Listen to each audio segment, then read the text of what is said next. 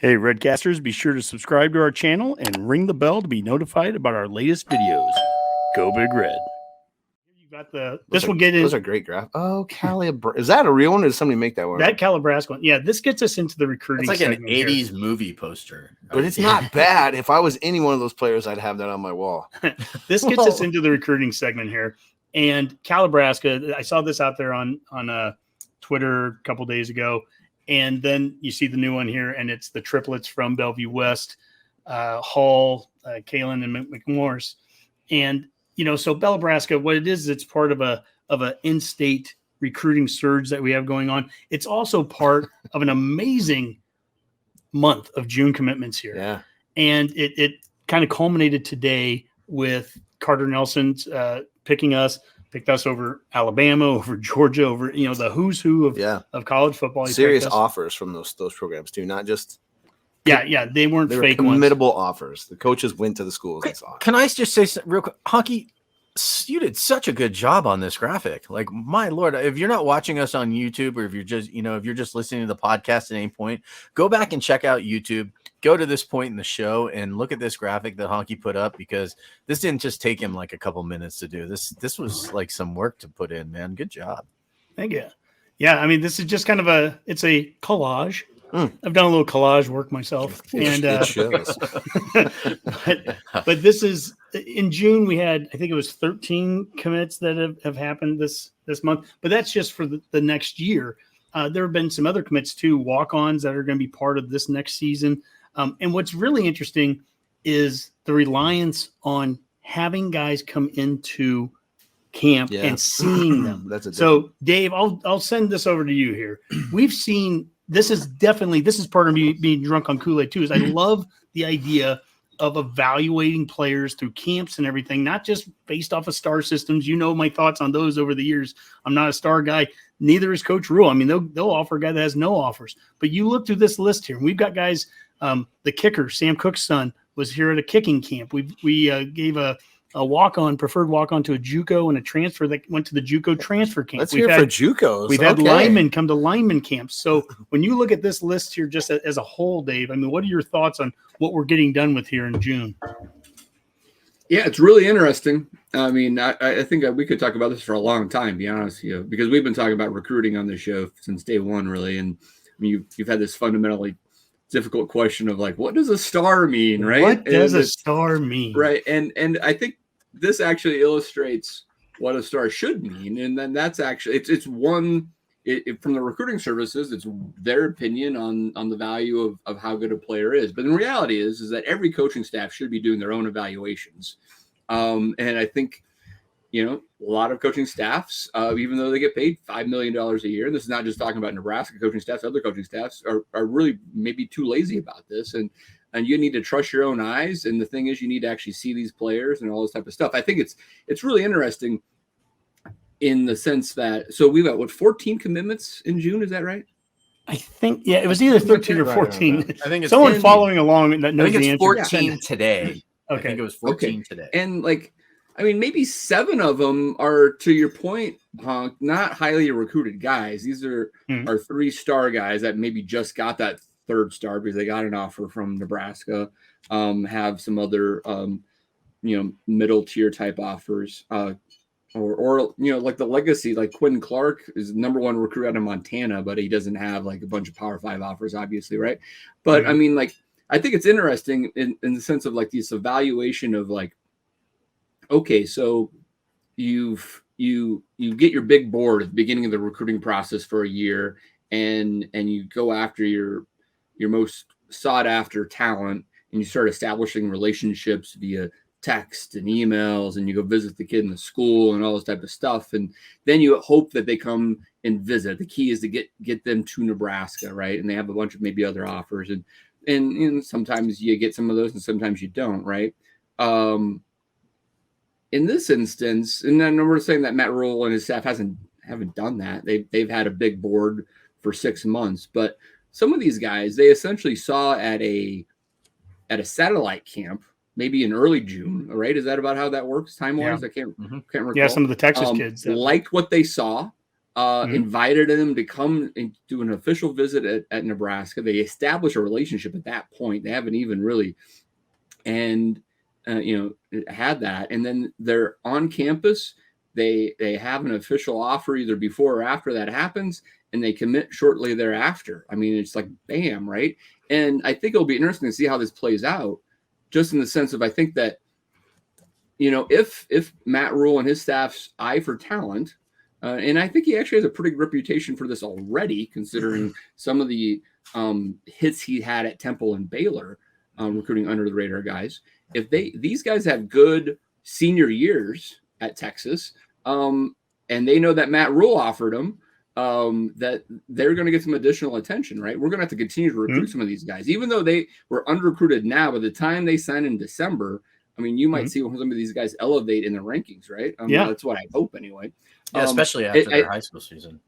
Yeah. I mean, and if they're not, then that's also an interesting discussion point, right? But I mean, I think it's really interesting that if they believe in their evaluation process, believe the eye test, they also do lots of metrics. So they combine all of that and they get guys on campus, and it speaks to how well Rhule and his entire staff can communicate their vision and mission and get people to buy in very quickly.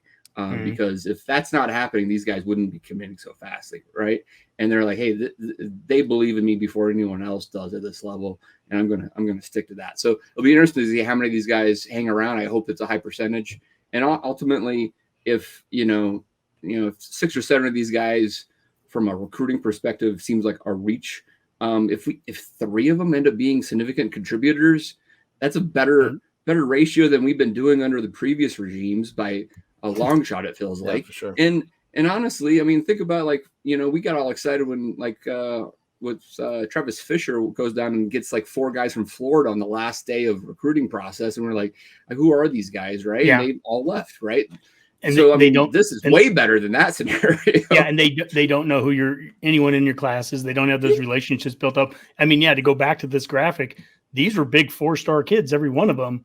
And, I don't really want to talk about what their stats were at Nebraska, those 3 Calabrasca guys. They didn't do anything here, right? And so they were big-time recruits at the moment, and it felt like you were getting something out of it. But what the 3 things that I really took away from this month were, number one, the identifying players that came in here. We had guys that were no stars when they got offered. They are 3 stars now. That's the Nebraska bump, the Rhule bump.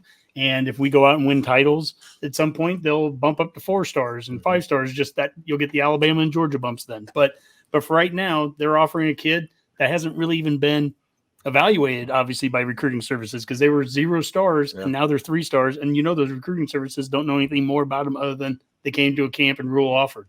I think of some of the past ones that we've done. Friday Night Lights is an example, where this goes back to what you said, Mac. We've brought in kids from all across the country and had big-time recruits all across the country come to Nebraska for years now, and we don't walk away with anything from it. No. Hey, 10 dudes came in here, 0 signed. Right.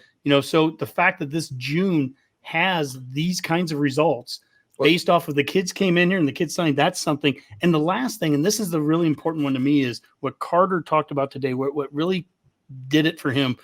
I think he was going to come here probably anyways, but he goes to breakfast on Saturday morning in the Haymarket with his future teammates. And all he talked about was how serious these other guys were. It wasn't, if this doesn't work out, we'll leave in a couple years. These guys are serious about, let's make this work here.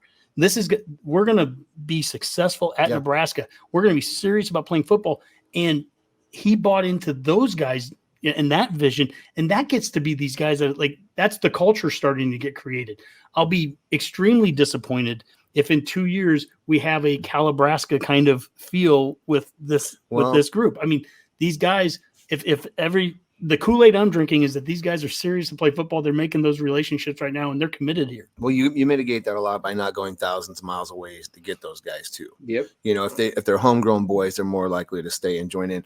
One other thing I want to bring up with the camps too is I think it shows not just in-state players, but just within that 500-mile radius, you need to get to Nebraska camps. If you want to be evaluated by the staff, you need to get there. And if you show out there, they're going to see you. And it's an important part of their evaluation process is these camps. It's not just getting these high-ranked players to see the campus and what it looks like and what they can do for them. There's some of that for sure, but I think there's a God's honest evaluation of players going on, because these guys recruit. I mean, maybe with the exception of a few positions, it's like it's your metrics, your height, your weight, your attitude, your speed. Your track times are huge to these guys. Oh like what's your track time look like? Carter Nelson goes from being a 8-man football player a year ago that isn't going to be on anybody's national radar, and he jumps high jump 7 foot, and that was it. He was talking to, I think it was Sip and Callahan. He was talking to Nick Saban, and Nick Saban said that was his film is the first 8-man film he's ever watched on a player. Yeah, that's crazy. I mean, it's just crazy, like for a kid in the middle of Nebraska to get in front of Nick Saban like that. I mean, it speaks volumes to the kid. It speaks volumes that we got him, And he's really doing this based on hope. There's nothing on the field to prove what we're doing here yet. I mean, it's just reputation and a lot of good and pretty words strung together. In essence, another way to say that is some of those players might be a little bit of drinking the Kool-Aid. There is nothing to show them yet. They haven't seen it yet on the field. And Coach Rhule has talked about this, that he wants players that can see that vision and get into this now, commit now. If we say not have Kool-Aid, to, it looks like Rob drinks every time. But not have to wait. Yeah, is that what he's doing? But but he's not just looking for players that have to wait a year or two to buy into this. Because you may miss your shot if you just sit there and wait. No, he wants guys that can buy into this vision now, be committed now. And let's get into what that InState looks like here. This is the same graphic. I love updating this on a routine basis, and I've had to update some of these graphics 3 or 4 times in the last week because it's a very busy staff. We keep adding new things, but InState recruiting for 2024. The left column, we have 6 InState kids committed. Now, according to most of the recruiting services, we have the top 4 rated players. For the people that are really big into rankings, we got the top 4 in the state with Carter Nelson and then the 3 Bellevue West guys. Uncommitted, the 2 Calebs, Caleb Benning, who sounds like he's not going to make a decision yet until sometime into the football season. Don't know anything about where that is. And then tomorrow at 10 a.m., Caleb Pyfram, offensive tackle from Omaha Central. Everything I've heard, it's down to us in Minnesota and Illinois. I've heard some rumblings that he's looking at Illinois out of that. We'll find out tomorrow. And then committed elsewhere, there were 3 players that had Nebraska offers, were committed elsewhere to P5 schools. Michael Burt and Eric Ingwerson, those are 2 tight ends from Creighton Prep and Papillion La Vista.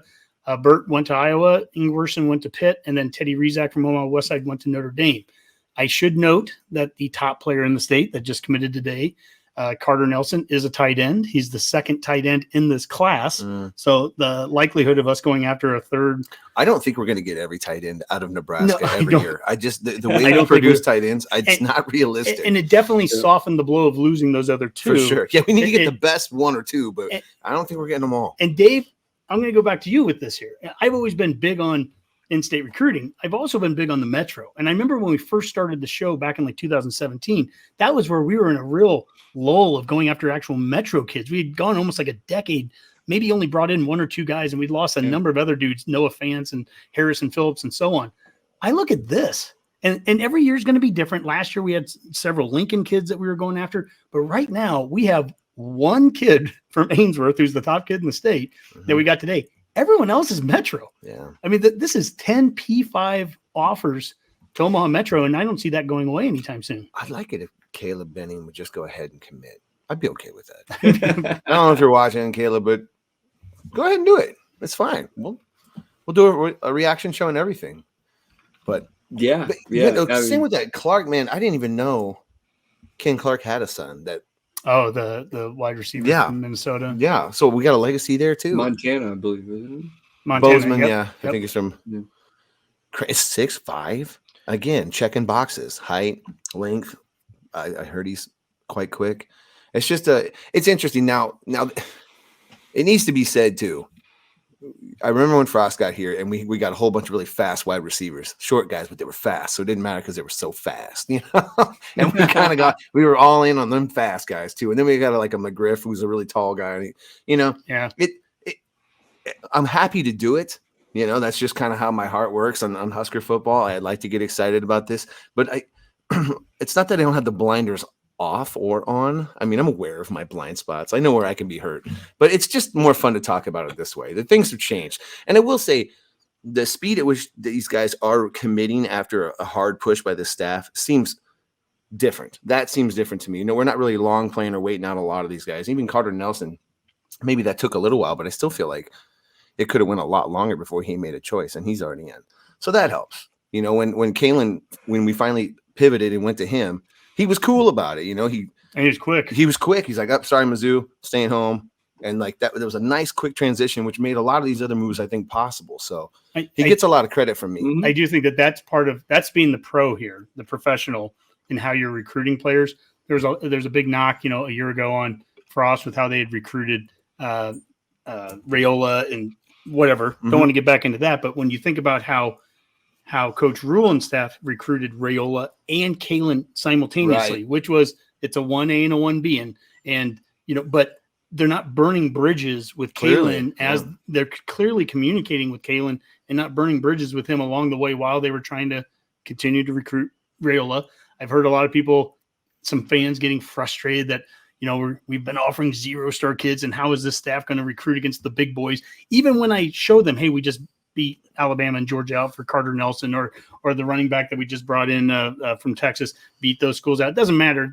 Those guys don't want to hear that. They just, how is he going to do against the big boys? Well, look at how he did with Raiola. I mean, he punched with Raiola up until the last second against the top schools. And no, we didn't get him necessarily this time around, but he can always be there again. And I think it's how you kind of set a standard for how you recruit players, how you interact with them, not burning bridges along the way. And I think Rhule's done a really good job with that. The recruiting of Raiola was a net positive, regardless if we got him. I will continue to believe that. I think he pointed a spotlight on the program for a while and got other guys interested. And we still got a great quarterback out of it. So I just, to me, it's whatever with Raiola. He didn't come here. It was a good recruitment, and I think he laid groundwork for, in the world we live in now, the transfer. You're only one phone call away from coming to a different school. Mm-hmm. Yeah, I mean, and if you want to look at it too, I mean, because everybody wants to pay attention to where are we in the rankings as far as Big Ten schools or nationally, and that Nebraska's now, according to On3's rankings, which I think they do theirs a little bit differently than the other sites. Obviously, they all have their own systems. But we're now 20th in the country as far as nationally as for the 2024 class for On3, but for 24/7 we are I believe we've moved up to number 14 overall, or that might not be right 100%. I gotta look here to make sure I'm right on that, but more importantly, we're 5th in the Big Ten, although the schools that they have in the Big Ten for 2024 ahead of us are Ohio State, Michigan, Penn State, and USC is number 4. Wow. So it's a little bit. And there could be some bumps, I think Kalen goes to Elite 11, finishes in the Elite 11. He's still a 3-star. I think. He could easily go to be 4. a 4-star. I mean, I'm not going to get in a big chomp and match, but if you're in the 11 of the Elite 11, the quarterback, you're a 4-star. That's stupid. Yeah. If your ratings mean anything, stop being dumb. That's a 4. Yeah, and On3 has the same thing. We're 5th in the Big Ten now for On3, but behind Ohio State. It's a long ways to go, obviously, on that, and there can be a lot of changes there. But I mean, it's a good position, and I think that by having most of the class filled out this early, it does give them the ability to be maybe a little more choosy down the road here and getting guys they really want to round out the class, right? And so I don't think they needed to stretch for anybody at this point, and I think they're going to put together a top 20 class. Yeah, and it gives them a little extra time to start looking at guys who might be looking at transferring. You know what I mean? Because obviously people like that too. So it gives you a really good idea as this class gets closer to actually being on campus next year. Possibly some of them in the spring. Very, very at the end of definitely by the end of May. So it's yeah, I mean, it's exciting stuff. It feels way more exciting than it has since, you guys started doing the show 25 years ago. You know what I mean? It's a funny thing with these. Wait a second. With these initial recruiting classes, though, or with all the recruiting, if anyone's recruiting with any kind of level, we're always in about a top 20 spot. I mean, we're Yeah. always about 4th or 5th, and so really, it's like still have it from, nothing's changed, and it's whatever. Different, But that yeah. just tells you how good Nebraska is on a program in itself. Even losing all of these years in a row, we can still generate enough interest that we're still a top 20-ish recruiting team. Now let's just for kicks go to a couple bowl games and win them. Put a couple winning seasons together and see if we can raise that up a little bit. But Nebraska in itself is still recruiting to that level. Matt Rhule, if his evaluation is what it's purported to be, then by next season we'll already see some of the fruits of that. And then just like Rivals does anytime Alabama recruits somebody, they get a star bump because they should, because Alabama, I'm sure, is very good evaluating talent. That makes sense to me. Yeah. That effect could still play a role here. My Kool-Aid that I've been drinking is based off that evaluation. It's based off the development too. We've been a top 20, 25 recruiting this is all the same. school. Let's be a top 20 development program. If we do those two things, we'll be pretty good. Dave, before you lived out in Colorado, you live in Texas. And as much as we've had success in state with 6 kids, 6 Nebraska kids so far as part of this, we've also had 6 Texas kids be part of this class as well so far. That was a clear early strategy by Coach Rhule, who obviously was down there at Baylor before, but he also built a staff that had a lot of Texas connections. This was a Zach Barnett tweet from the other day, and he goes, I received my Dave Campbell's Texas football copy today, open to a full-page ad purchased by Coach Rhule in Nebraska football. Nice. Smart, but not surprising. And the photo, for those that aren't seeing this, it's Coach Rhule with some very recognizable faces down there in Texas that are part of our program now. Garrett McGuire and Bob Wager, of course, Susan Elsa, a couple others as well. So, this is Dave, you live down there. I don't know how familiar you were with Dave Campbell's Texas football. Maybe you are, but we know we've had Cody Glenn on the show. He coaches down there. He's from Texas. We've had, we know how important that is. What does this tell you from a strategy standpoint that's what Coach Rhule and them are doing, getting right down there, right in their faces, going down to satellite camps and getting their kids. Yeah, I mean, it's strategic and intentional. There's no doubt about it, right? I mean, I do remember, going to pick up my, college football magazines and seeing high school football magazines next to it, and like, what the heck is this, right? But I mean, that's crazy. It's a business there, right? And when you have stadiums of 15 to 20,000 with skyboxes, it kind of starts to make sense, right? And so, I mean, I think it's a good move, something they could do every year, right? I mean, I'm sure the cost of this isn't that great, and it definitely makes our intentions known that we're going to recruit the state heavily, and I think that was, apparent with the staff he's hired, but it's coming to fruition as well. So, I think it's cool.